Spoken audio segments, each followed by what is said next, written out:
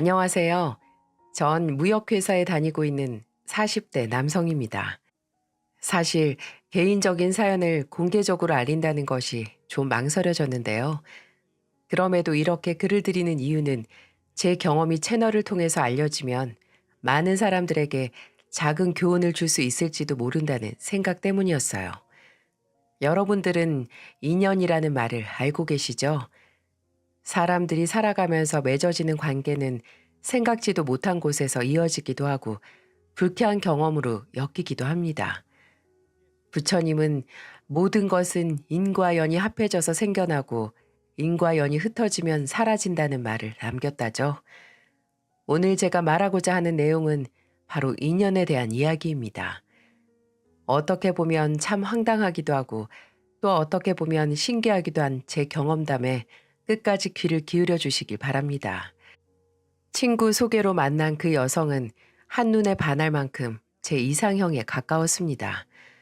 밝고 명랑한 성격은 물론 인형처럼 귀여운 외모까지 뭐 하나 마음에 들지 않는 부분이 없었죠. 다행히 그 여성도 제가 무척 마음에 든 윤치였어요.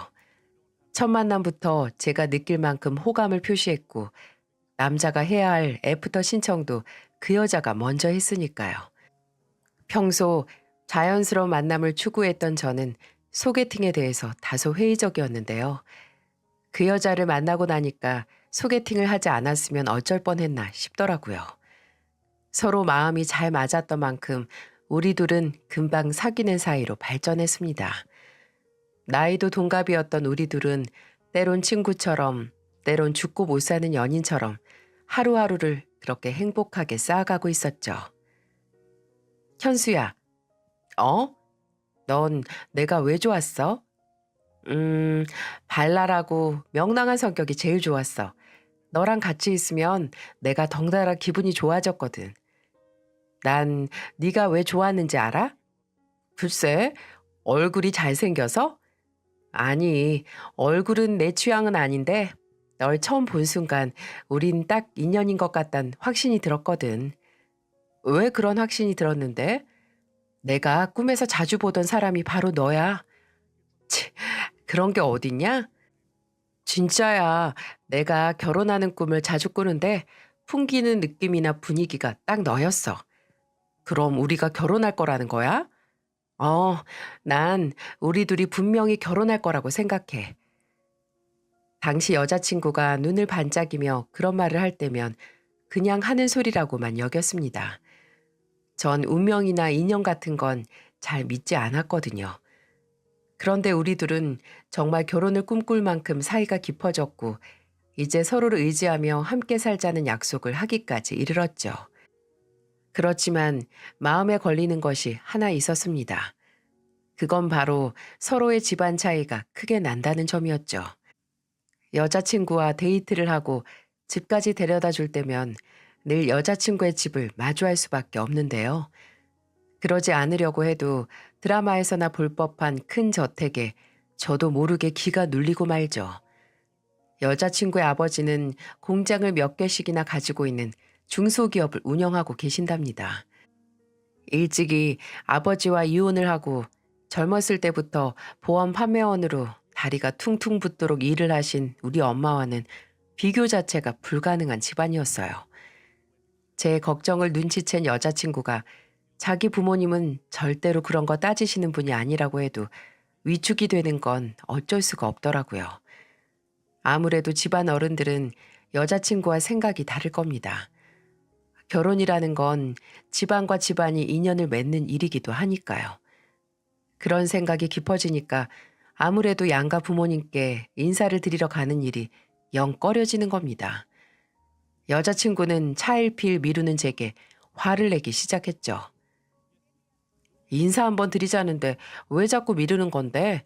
너 나랑 결혼하기 싫어? 아니, 꼭 그런 건 아닌데. 아닌데 뭐, 나랑 결혼한다며. 결혼하려면 어른들께 인사를 드려야 할 거 아니야. 나도 알아. 그런데 희정아, 나 솔직히 너희 부모님 만나는 일이 좀 망설여져. 그러니까 대체 왜 우리 부모님 만나는 게 어렵다는 건데? 현수 너 설마 아직도 우리 집이 잘 살아서 그런 생각하는 거야? 그래, 네가 아무리 괜찮다고 하지만 신경이 쓰이지 않을 리가 없잖아. 너희 아버님은 번듯한 기업 회장님이시고 우리 집은 이혼 가정에다가 엄마 혼자 힘들게 벌어서 겨우 먹고 살아온 집안이니까 차이가 나도 너무 나잖아. 아마 너희 집에선 날 탐탁지 않게 생각할 거야. 내가 그 부분은 분명히 말했지. 우리 아빠 그런 사람 아니라고. 우리 아빠 돈 가지고 사람 판단하는 그런 분 아니셔. 내가 좋다고 하는 남자라면 노숙자라고 해도 괜찮다고 하실 분이라니까. 그건 딸인 내가 더 잘 알지. 현수 네가 더 잘 알겠니? 그러니까 내 말 믿고 딱 한 번만 만나보자. 어? 하지마. 여자친구가 간곡히 부탁을 하니까 마음이 흔들리더군요. 이렇게까지 자신 있게 말하는 걸 보면 제가 괜한 자격지심을 부리는 게 아닌가 싶었습니다. 전 몇 번의 갈등 끝에 여자친구의 말에 따르기로 결심했죠. 그리고 전 약속한 날짜에 여자친구 집에 방문을 했습니다. 아빠, 이 사람이에요. 이 사람이 아빠한테 소개시켜주고 싶은 제 남자친구예요. 처음 뵙겠습니다. 오현수라고 합니다.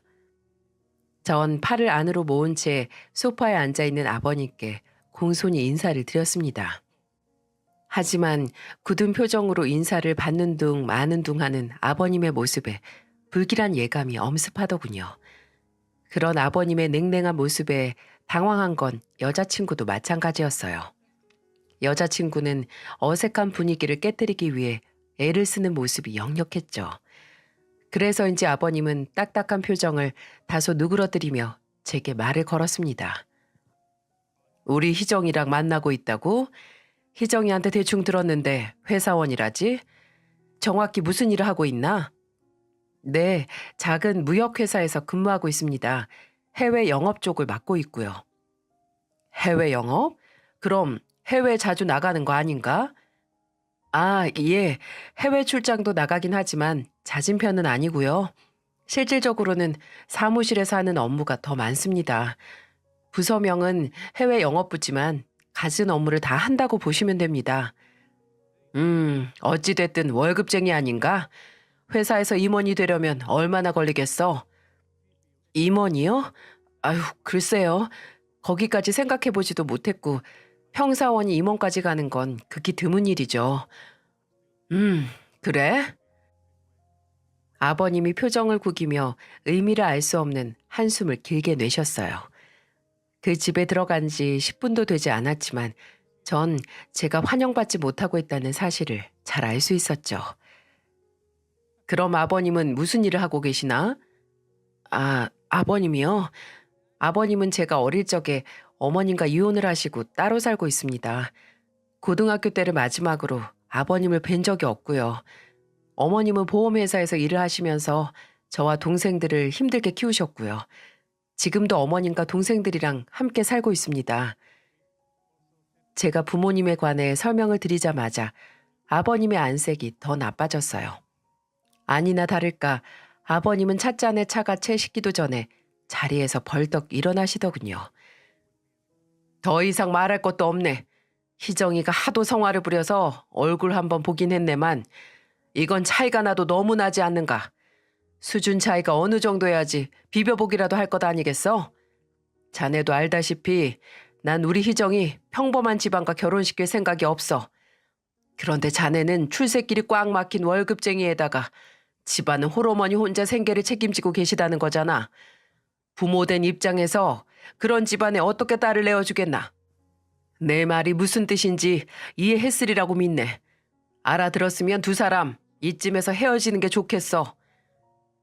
아버님의 뜻밖의 반응에 놀란 여자친구가 입을 다물지 못했어요. 아빠, 갑자기 왜 이러세요?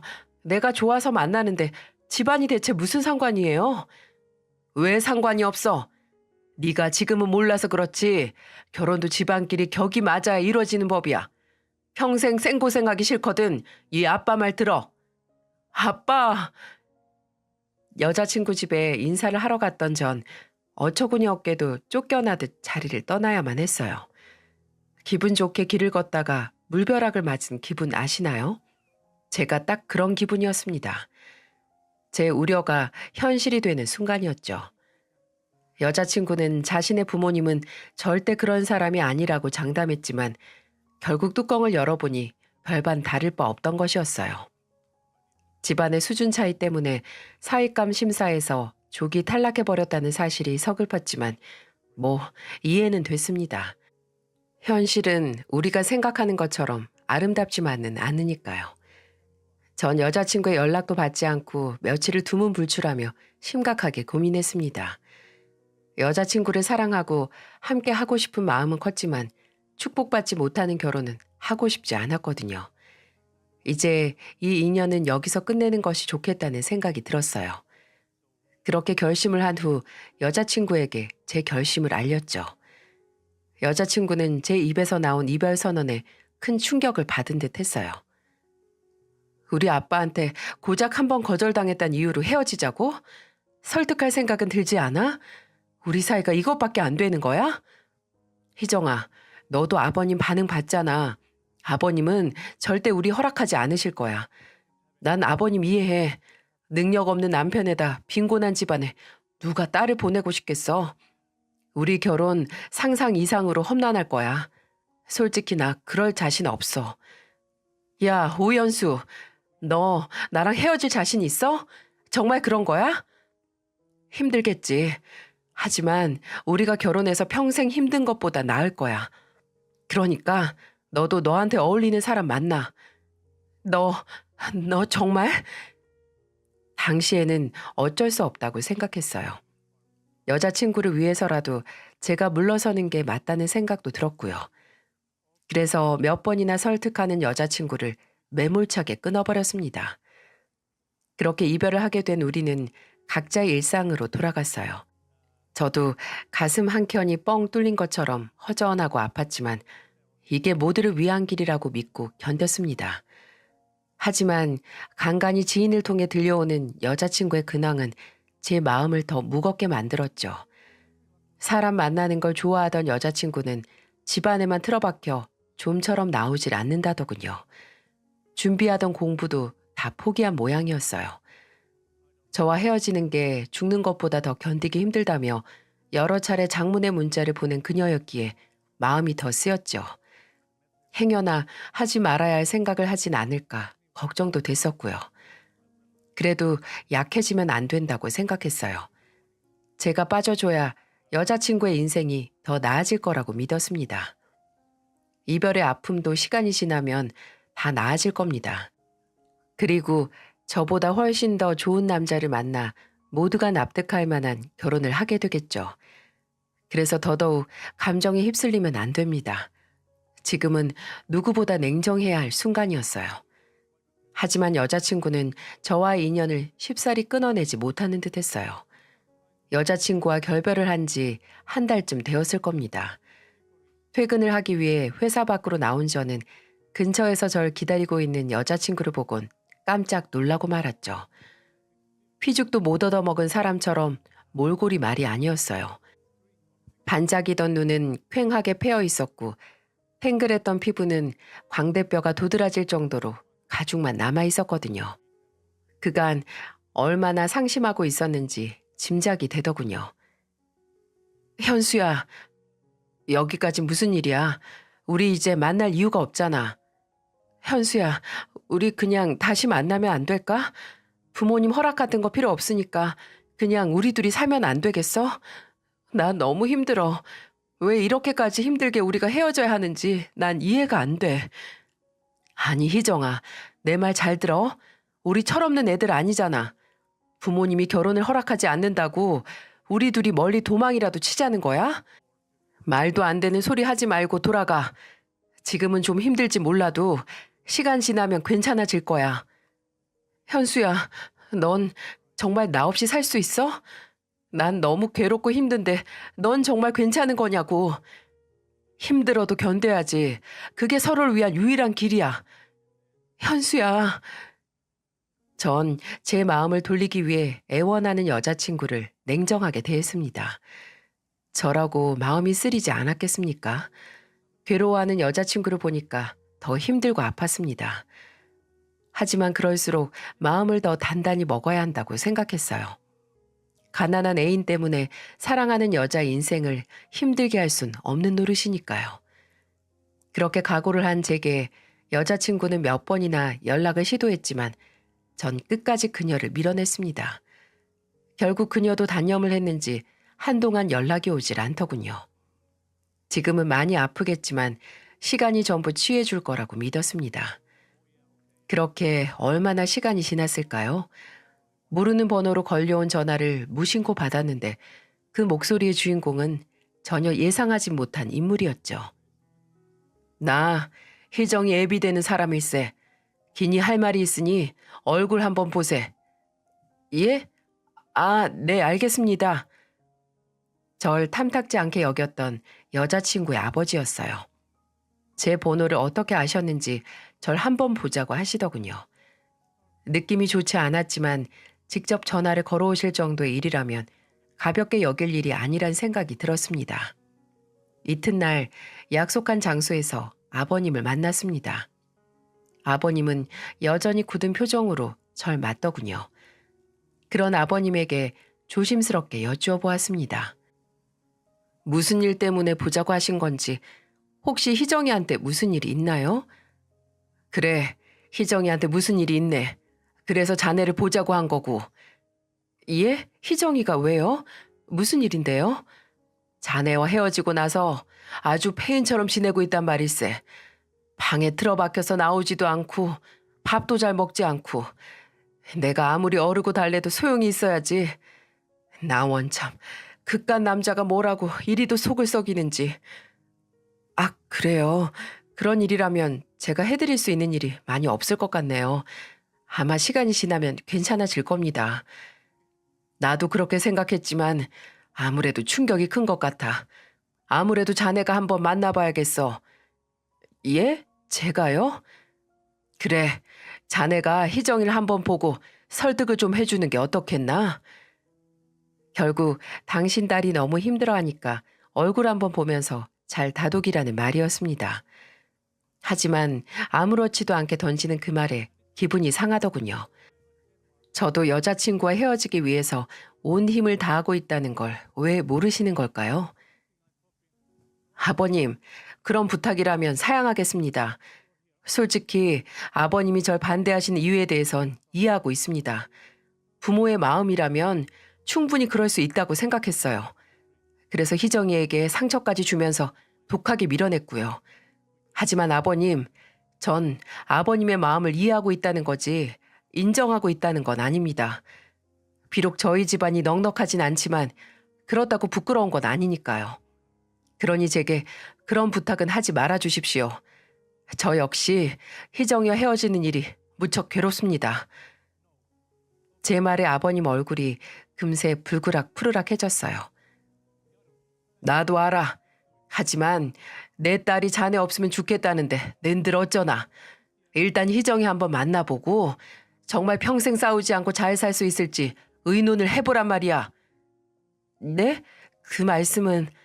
그래, 두 사람이 정말 확신한다면 결혼 허락해주겠네. 나라고 젊은 친구 기죽여가며 반대하고 싶었겠나? 하지만 부모 마음이라는 게 다 똑같단 말이세. 아휴, 희정이 그것은 그런 부모 마음도 몰라주고 저렇게 고집을 피우니 원. 제 귀를 의심했어요. 그렇게 완강했던 아버님 입에서 우리 두 사람의 결혼을 허락하겠단 말이 나온 겁니다. 딸이 죽기 일보 직전이니까 아버님도 두 손 두 발 다 들고 만 것이죠. 전 아버님을 만나고 난 이후에 아버님의 말대로 여자친구와 다시 조우를 했고 우린 서로 긴 이야기를 나누었습니다. 어쩌면 여자친구를 위한다는 빌미로 제 자존심을 지키고 싶었을지도 모르겠다는 속마음부터 우리가 결혼을 하면 어떻게 살아갈지 미래에 대한 이야기까지 서로의 진심을 다시 한번 확인을 했습니다. 그리고 어렵게 얻어낸 결혼 승낙인 만큼 어떤 어려움이 있더라도 다신 헤어지지 말자고 약속을 했어요. 제 품에 안겨 펑펑 우는 여자친구를 다독이며 저 역시 눈물을 참지 못했답니다. 참 우여곡절 많은 결혼식이었어요. 지금 이 자리에서 전부 다 꺼내어 놓을 수는 없지만 승낙부터 결혼까지 지난한 일들을 몇 번이나 견뎌야만 했었죠. 그래도 결국 우리 두 사람은 식장에서 백년 가약을 맺을 수 있었고 많은 사람들의 축복을 받으며 새로운 인생을 시작할 수 있었습니다. 하지만 아버님은 결혼을 승낙한 대신 조건을 하나 다셨는데요. 그건 제가 당분간 처가로 들어와서 살아야 한다는 것이었어요. 대릴 사위는 생각해 본 적도 없었기에 좀 당황스러웠죠. 아버님은 우리가 잘 사는 모습을 가깝게 지켜보고 싶다는 이유를 대셨습니다. 저와 여자친구는 망설였지만 천신만고 끝에 받은 결혼 승낙인 만큼 그 정도는 우리가 받아들이자는 결론에 이르렀죠. 처가 식구들과 한 집에서 산다는 것이 당연히 불편하겠지만 또 다른 면으로 생각해보면 신혼집에 대한 부담을 덜 수 있다는 장점도 있으니까요. 나쁘게 생각하면 한도 끝도 없을 테니 긍정적으로 생각하는 게 마음 편할지도 모릅니다. 그래서 저희 두 사람은 신혼을 처가에서 시작하게 되었어요. 높다란 담벼락으로 둘러싸인 저택이니 사는 공간이야 부족함이 없었습니다. 하지만 아버님 눈치를 보느라 숨이 턱턱 막혀오는 건 어쩔 수 없더라고요. 괜한 헛기침 한 번에도 눈치가 보이고 방 안에 누워있다가도 대문이 열리는 소리에 벌떡 몸을 일으키게 됩니다. 그래도 시간이 지나면 적응이 되면서 괜찮아질 거라고 생각을 했죠. 하지만 그 빡세다는 해병대에서도 무탈하게 적응한 제가 도무지 대릴 사위는 적응이 되질 않는 겁니다. 아내는 본래 본인이 살던 환경과 식구들이니까 아무 문제가 없을 겁니다. 하지만 전 결혼과 동시에 모든 환경이 바뀌어버린 셈이잖아요. 모든 게 낯설고 불편하기만 했습니다. 사부인께선 지금도 보험회사에 다니시나? 네, 지금까지 해오던 일이셔서 열심히 하고 계십니다. 사부인께선 언제까지 그 일을 하실 생각인지 모르겠군. 네? 그게 무슨 말씀이신지. 보험 일이라는 게 알고 보면 아줌마들끼리 모여서 수다 떨고 사은품 줘가며 환심을 사야 하는 일이거든. 이래저래 격이 떨어지는 일이라는 거야. 이제 아들이 좋은 집안에 장가도 갔는데 사부인도 기본 채통 정도는 챙기셔야 하지 않나. 자네가 적당한 때 봐서 어머님이 은퇴하시도록 권해봐. 하지만 평생 하시던 일인데 당장 그만두시진 않을 것 같은데요. 그러니까 자네가 진지하게 말씀을 드려보라는 거야. 혹 생계 때문이라면 내가 적당한 선에서 지원을 해줄 용의도 있으니까 말이지. 아, 예. 직업에 귀천이 어디 있습니까? 불법적인 일만 아니면 무슨 일을 하든 열심히 하는 게 중요한 거 아니겠어요? 하지만 장인어른은 툭하면 집안 수준 얘기를 들먹이며 괜한 참견을 하곤 합니다. 그런 일을 나열하기 시작하면 끝도 없습니다. 무조건 식구들이 함께 모여서 아침 식사를 해야 한다는 철학을 갖고 계신 장인어른 덕분에 평소에 먹지 않던 아침도 꼭 먹어야 했죠. 그럼 꼭 장인어른의 피곤한 훈시가 시작되곤 합니다. 오서방, 자네를 가만히 보면 아침에 좀 게으른 면이 있어? 자네 회사 출근 시간이 몇 시지? 9시까지인데요. 그럼 적어도 5시에는 기상해서 여유 있는 아침을 맞아야 하지 않겠어? 네? 5시요? 회사까지 30분이면 가니까 그건 너무 빠른데요, 아버님. 부산하게 움직이는 것보단 낫지. 여유가 있으면 신문이나 책도 좀 보고 말이야. 성공하는 사람이 괜히 그렇게 되는 줄 아나? 아, 예, 알겠습니다. 그나저나 오늘 갈치주의가 참 좋구만. 아, 그러고 보니 사부인에게 갈치 좀 보내드리면 좋겠어. 갈치요? 그래, 사부인께서는 갈치가 비싸서 자주 드시지 못하실 게 아닌가. 우리야 제철 생선이야 질리도록 먹으니까 잘 모르겠지만 서민들은 밥상 위에 생선 올리기가 쉬운 게 아니라고. 그러니 좀 보내드리면 좋지. 안 그런가? 네, 그렇죠 뭐. 장인어른은 사부인을 챙긴다고 하는 말씀이지만 묘하게 기분이 상했어요. 누군가 제게 1,000원짜리 한 장을 건네면서 갑자기 뒤통수를 때리면 이런 기분일까요? 제게 이런저런 잔소리를 하시는 것까진 참을 수 있어도 부모를 무시하는 건 견디기가 힘이 들었어요. 처음은 그저 챙겨주시려는 마음에서 비롯된 것이라고 생각했죠. 그런데 은근히 저희 집을 무시하는 발언이 계속되더군요. 자넨 잘 모르겠지만 우리 집은 매해 겨울이 오면 하와이나 괌으로 가서 한 서너 달쯤 겨울을 보내고 오는데 아무래도 자넨 직장인이라서 함께 하기가 어려울 것 같구만. 네, 회사에선 그렇게까지 휴가를 주진 않으니까요. 그러니까 그 비전도 없는 회사를 뭐 그렇게 목매면서 다니려고 해. 우리 회사에 들어오면 내가 어련히 알아서 챙겨줄 일을 해오던 일이라서 손 떼기가 쉽지 않네요. 아버님 회사와는 업무 성격도 많이 다르고요. 제안은 감사하지만 해볼 수 있는 데까지 해보고 싶습니다. 원 사람 고집도. 그럼 이번 겨울에는 일주일 정도로 간소하게 보내는 걸로 하지. 자네가 못 간다고 한다면 희정이도 가지 않겠다고 고집 피울 게 뻔하니까. 그럼 이번에 사부인도 함께 가시면 어떻겠나?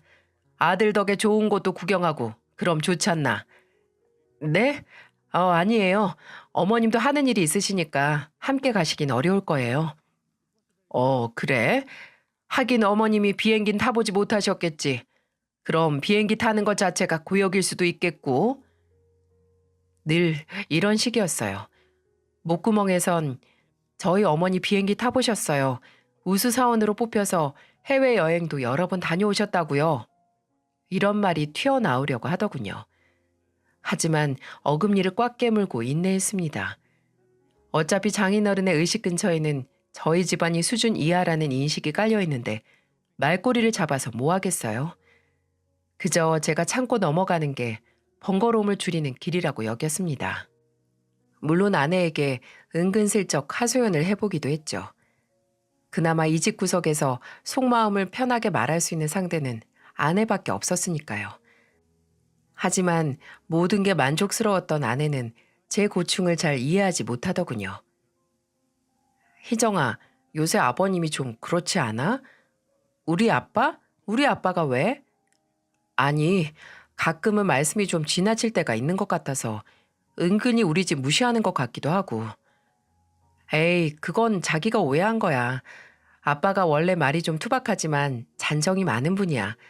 내가 보기엔 혼자 계신 어머님 걱정 많이 하시는 것 같던데. 저번에 나한테도 시어머니 전화 자주 드리라는 당부도 하셨고 우리 아빠라서가 아니라 진짜 그런 분 아니셔. 자기가 처가살이 하니까 신경이 예민해져서 그렇게 들린 걸 거야. 아내는 또 본인의 아버지는 그런 사람이 아니라고 말합니다. 제가 보기엔 여전히 저희 집안과 사돈을 맺은 게 탐탁지 않고 성에 차지 않아 하시는 것 같은데 말이죠. 그렇다고 제가 할 수 있는 일은 별로 없었어요. 장인어른께 따질 수도 없고 아내를 닥달할 수도 없는 노릇이었죠. 하지만 얼마 후 장인어른과 크게 부딪힐 만한 결정적인 사건이 벌어지고 말았죠. 장인어른이 칠순을 맞은 날이었어요. 마당발인 장인어른의 생신을 축하하기 위해서 정말 많은 사람이 모이더군요. 요즘엔 좀처럼 볼 수 없는 정말 성대한 칠순 잔치였어요. 물론 저희 어머님도 사돈의 칠순을 축하하기 위해 참석을 하셨습니다. 가뜩이나 위세가 높은 사돈댁 때문에 눈치를 보던 어머님은 바깥 사돈의 칠순 선물로 인삼 세트와 얼마간의 현금 봉투를 준비하셨더군요. 아이고 사돈 축하드려요. 이거 얼마 안 되지만 오래오래 건강하시라고 준비했습니다. 형편도 어려우신데 그냥 오셔도 될 일을 뭐하러 이런 건 준비하셨어요. 그런데 이거 인삼이네요. 죄송해서 어떡하죠? 전 산삼만 먹지 인삼은 입에 대질 않습니다. 짝퉁 산삼이라서 그런지 두드러기가 나더라고요. 예? 그러세요? 제가 그런 생각까진 미처 못했네요. 아닙니다. 그래도 주신 거니까 밑에 사람들한테 나누어 주죠. 뭐 아무튼 감사합니다. 사부인 댁이 저희 회사 근처시죠? 제가 마침 회사에 들릴 일이 있으니까 모셔다 드리겠습니다. 아유, 아닙니다. 전 요 앞에서 버스 타면 돼요. 제 생일 축하해 준다고 여기까지 오셨는데 제가 어떻게 버스에 태웁니까? 사부인은 기사가 운전하는 외제차 한 번도 타보지 않으셨잖아요. 이참에 외제차 한번 타보셔야죠. 예?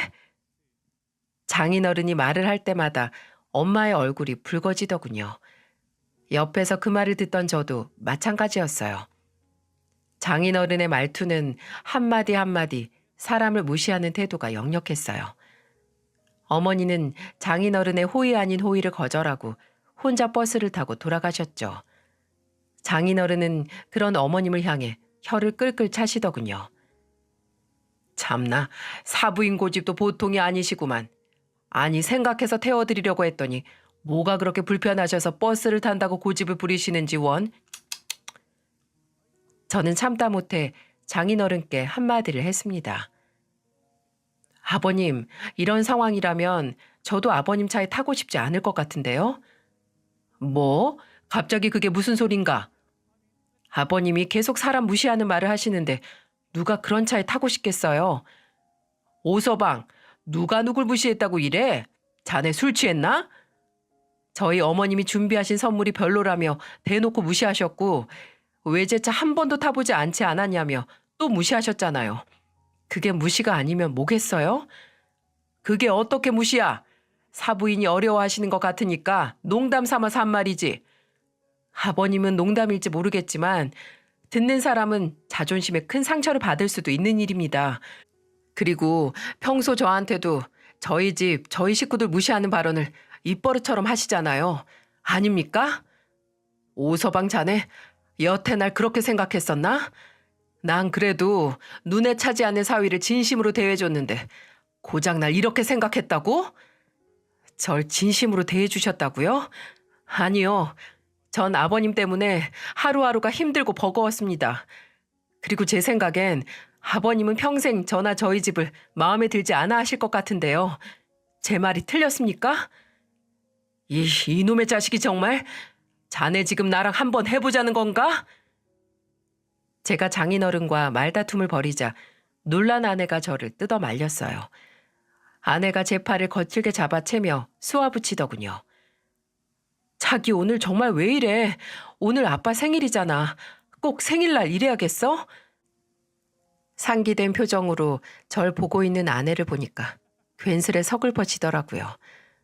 이러자고 어려운 결혼 선택한 게 아닌데 지금 이곳엔 제 편이 아무도 없다는 생각이 들었다랄까요? 전 그 자리를 박차고 무작정 나와버렸습니다. 경우 없는 놈이라는 둥, 이런 데서 집안 수준이 나오는 거라는 둥, 아버님의 독설이 날아와서 등 뒤로 푹푹 꽂힙니다. 전 속상한 마음을 애써 억누르며 본가로 내려갔어요. 당시에는 장인어른이나 아내 얼굴은 보고 싶지가 않더라고요. 제 속이 문드러졌는데 어머니 속은 어떻겠습니까? 대단한 처가를 만난 저 때문에 어머니의 마음을 다치게 만들어버렸어요. 전 어머니에게 죄송하다는 말을 먼저 했습니다. 엄마, 장인어른 때문에 속 많이 상하셨죠? 죄송해요. 원래 말투가 투박한 분이라서 마음에 있는 말을 생각 없이 툭툭 뱉네요. 아니다, 난 괜찮아. 그럴 수도 있지. 근데 너 안색이 너무 좋지 않다. 무슨 일 있었어? 설마 이 엄마 때문에 부부 싸움이라도 한 거야? 아니에요. 엄마가 장인어른 때문에 자존심 상했을까 봐 그렇죠 뭐. 난 아무렇지도 않으니까 내 걱정은 마라. 처가살이 하면 은근히 눈치 보이는 것도 많을 거야. 네가 잘 알아서 하겠지만 어른들한테 잘하고 예쁨 받으면서 살아. 엄마는 그거면 돼. 어머니는 그저 자식 걱정뿐이었어요. 어머니는 언제나 한결같으셨어요. 아버지와 이혼을 하고 홀로 자식 셋을 키우면서도 최선을 다하셨죠. 제가 성장하면서 아버지의 빈자리를 크게 느끼지 못했다면 어머니가 얼마나 노력했는지 아마 짐작이 가실 겁니다. 제겐 그 누구보다도 최고의 어머니였어요. 이런 어머니를 수준 은은하면서 비하했던 장인어른이 더 믿게 느껴지더라고요. 그런데 어머니가 제게 조심스럽게 말을 꺼내시더군요. 실은 내가 너한테 할 말이 좀 있어. 할 말이요? 무슨 말이신데요? 어머니의 심각한 표정에 불안감이 찾아왔어요. 사실 나 네 아버지 다시 만나고 있다. 네? 아버지요? 그게 무슨 말씀이세요? 아버지가 어머니한테 다시 연락을 했어요? 어, 너한테 진작 말하려고 했는데 어느 날 그 양반이 날 찾아왔더라고. 오래전 아내와 자식을 버리고 다른 여자에게 가버린 아버지를 다시 만나다뇨. 전 예상 밖의 말에 혼란스러웠어요. 하지만 어머니는 놀란 저를 지그시 바라보며 차분하게 설명을 이어가셨죠. 그 사람이 나와 재결합을 하고 싶다더구나. 나도 몰랐었는데 딴 년이랑 바람났던 그 양반 알고 보니까 그 여자랑 오래 살지도 못했더라고. 나랑 헤어지고 나서 살림을 차렸는데 1년도 되지 않아서 그 여자가 먼지까지 탈탈 털어서 도망을 쳤다지. 그 사달을 겪고 나서야 여자에게 속아서 가정 버린 일을 후회했고 우리한테 진작 돌아오고 싶었지만 염치가 없어서 그러지 못했대. 그래서 혼자 그 긴 세월을 보내면서 지금까지 외롭게 살았다더구나. 가족 버리고 간 죄를 받은 거죠. 아니, 아무리 그래도 엄마, 정말 그런 아버지랑 재결합을 하고 싶으세요? 그 양반이야. 나나 니들한테 할 말은 없겠지. 그렇지만 이 엄마도 이제 늙었잖니. 너희들도 시집장가 다 갈 텐데 그래도 내 곁에 누군가 있어야 한다고 생각한다. 한 번 실수는 했다만 엄마는 네 아버지 참 좋아했거든.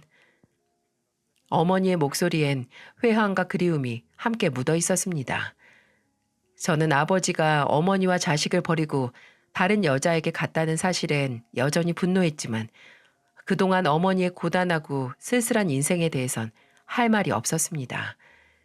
전 동생들과 이 일에 대해서 깊이 의논을 했어요. 동생들 역시 난감하기 마찬가지였습니다. 아버지에 대한 원망을 생각하면 다시 가족으로 받아들인다는 게 말도 안 되는 일이었지만 어머니의 행복을 위한 길이라면 안 될 일도 아니었어요. 결국 우리는 아버지를 한번 만나보고 난 후 생각해보기로 하고 결정을 미뤘습니다. 그리고 며칠 후 전 10수년 만에 아버지 얼굴을 마주보게 되었죠. 참 우스운 건 아버지 얼굴이 어릴 적 제가 기억하는 그 모습 그대로라는 사실이었어요. 얼굴에 패인 깊은 고랑만 제외한다면 아버진 예전의 모습과 똑같았죠. 현수야, 이제 어른이 다 되었구나. 결혼도 했다면서 이 못난 애비가 아들 결혼식도 보지 못하고 미안하다. 그런 말씀 마세요. 전 아버지가 우릴 버리고 집을 나간 이후부터 아버지가 없다고 생각했으니까요. 그래, 그랬겠지.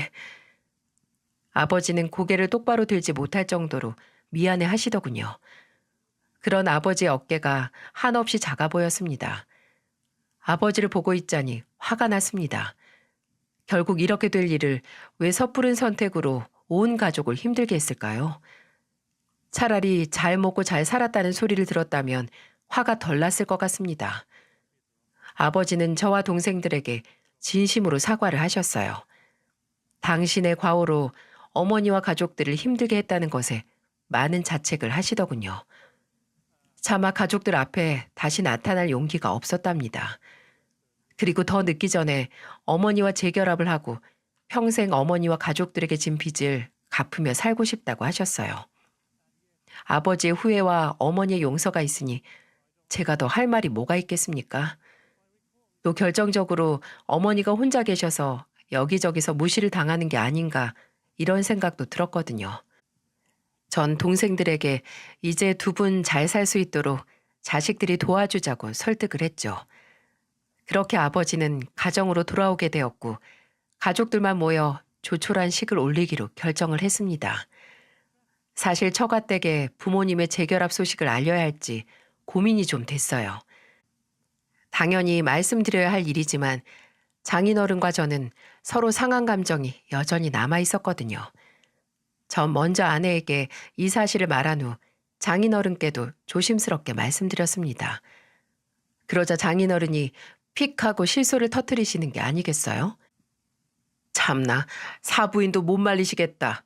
마누라 자식 버린 남편이 뭐가 예쁘다고 이제 와서 재결합을 하시려는 건지. 장인어른의 말투 속에서 느껴지는 빈정거림에 기분이 확 상했어요. 하지만 여기서 또 말다툼을 하면 정말 끝까지 갈 것 같아서 꾹 참았죠. 네, 그렇게 됐습니다. 조만간에 자리 한번 마련하기로 했어요. 그래, 그래야지. 대단한 박가사돈 얼굴도 좀 봐야지. 장인어른은 끝까지 빈정대며 사람 속을 벅벅 긁으시더군요. 하지만 어쩌겠습니까? 잘 나가는 집안 딸과 결혼한 죄가 이렇게 큰 것을요. 그런데요, 흔히들 인생사 세옹지마라고 하지 않습니까? 재결합을 하게 되신 저희 부모님과 처가 식구들이 만나게 된 자리에서 정말 깜짝 놀랄 만한 일이 벌어질 줄 누가 알았겠습니까? 우리 집 식구들이 먼저 자리를 잡고 처가 어른들을 기다리고 있었는데요. 장인어른이 아내와 함께 뒤늦게 나타났습니다. 장인어른은 헛기침을 하며 처음 본 저희 아버지에게 악수를 청했죠. 안녕하십니까. 오서방 장인 되는 사람입니다. 사연은 미리 들었습니다. 사부인과 결별을 하셨다가 다시 재결합을 하신다고요? 모양새가 빠져서 좀 그렇습니다만 어찌됐든 안사돈에게 잘 하셔야겠죠. 그런데 저희 아버지가 눈을 크게 뜨곤 장인어른을 위아래로 훑으시더라고요. 저 혹시 자네 형구 아닌가? 소재동에서 살던 나 형구 맞지? 나 못 알아보겠어? 나 오경태야, 오경태. 원단 공장 하던 오경태. 예? 경태 형님? 경태 형님. 아니 형님이 어떻게 여길. 그럼 형님 아드님이 오서방이라는 거예요? 아이고 이 사람아. 이게 도대체 몇 년 만인가? 그렇게 수소문을 해도 찾지 못했는데 어떻게 우리가 이렇게 만나? 경태 형님. 장인어른은 제가 평소에 보지 못한 표정으로 아버지 두 손을 맞잡았어요. 온 식구들은 뜻밖의 상황에 어리둥절해하고 있었습니다. 아니 이게 무슨 일입니까? 제가 형님을 그동안 얼마나 찾았는데요. 하지만 형님이랑 친했던 분들도 다 작고 하셔서 찾을 길이 있어야죠. 그런데 우리가 사돈인 줄도 모르고. 그러게 말일세. 우리가 이렇게 가깝게 있었는데도 전혀 모르고 있었구만. 예, 형님. 반갑습니다. 정말 반가워요. 두 분은 서로의 등을 연신 두드리며 감격을 참지 못했습니다. 두 분이 어느 정도 진정을 하고 나서야 아버지와 장인어른의 특별한 인연에 대한 이야기를 들을 수 있었어요. 젊었을 적 대전 깡촌에서 살았던 장인어른은 막리를 하며 겨우 입에 풀칠을 하고 살았답니다. 그러다 다리를 크게 다치는 바람에 생계 곤란을 겪고 있었다네요. 당시 장인어른이 살던 집 근처에서 원단 공장을 하고 있던 아버지는 그 사정을 알고 장인어른을 여러모로 도와주신 모양이었어요. 당장 끼니를 잊지 못하는 젊은 청년에게 돈도 내어주고 다리를 치료할 수 있도록 병원비도 대주셨다죠. 그리고 아버지 밑에 두고 먹고 살 수 있도록 원단 일을 가르쳐 주셨고 나중에는 작은 원단 공장을 차릴 수 있도록 많은 도움을 주셨다는 겁니다. 그렇게 인연을 맺은 두 분은 호형호재하며 친형제처럼 지냈다고 하더군요. 그러다 아버지가 먼저 대전을 떠나면서 서로 연락이 끊어져 버렸답니다. 형님이 아니었다면 전 아마 다리 하나를 잃었을 겁니다. 그때 의사가 그랬어요. 병원에 조금만 늦게 왔다면 다리를 잘라내야 했을 거라고요. 어디 그뿐입니까? 형님께서 제게 원단을 가르쳐주지 않으셨다면 저 이렇게 떵떵거리면서 살지도 못했을 겁니다. 평생 형님 빚 갚으며 살기로 다짐했는데 먹고 사느라 바빠서 형님을 찾는 일에 소홀했습니다. 죄송합니다, 경태 형님. 아닐세. 나도 사연이 길어서 연락을 하지 못했어.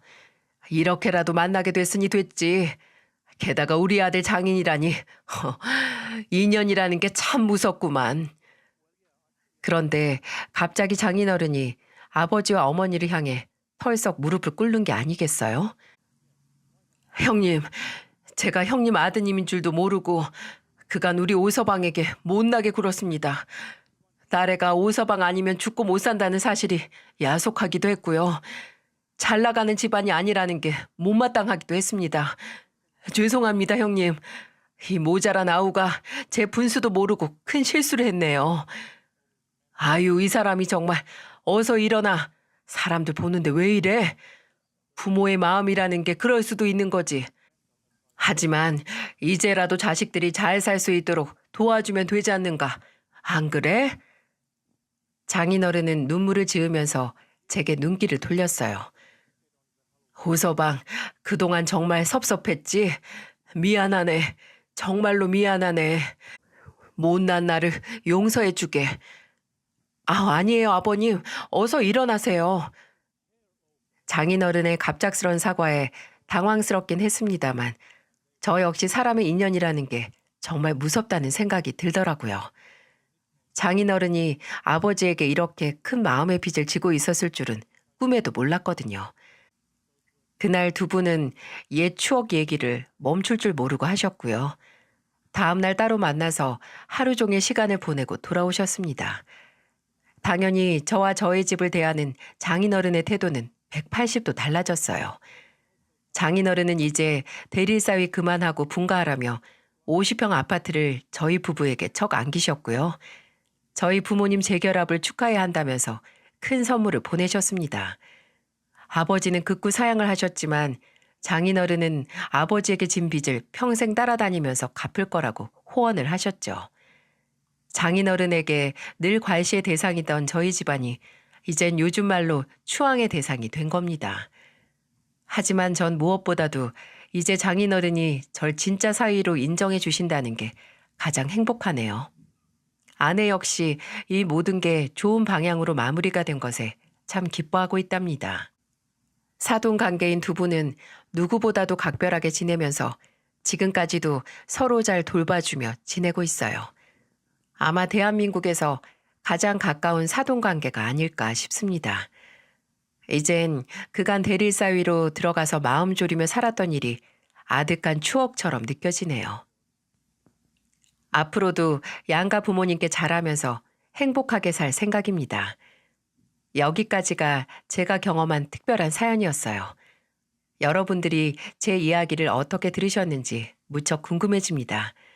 끝까지 귀를 기울여 주셔서 감사드립니다.